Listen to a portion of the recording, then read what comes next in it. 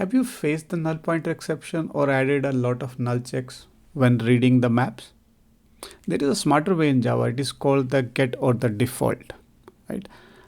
So what is the problem with the get when you are using a map? So when you use a get on a map, if the key doesn't exist, it returns a null. So either you have to do a null check or you are gonna face the famous null pointer exception.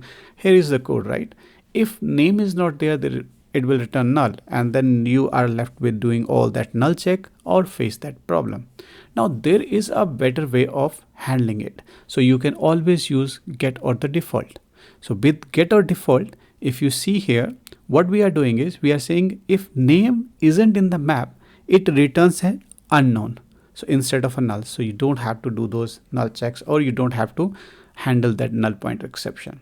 Here is a more real world example where what we are saying is we are putting a score for a person, but if there is no score, instead of returning, now in this case, right, if the bob doesn't exist in the map, our code is going to work safely because we are setting a default value, right?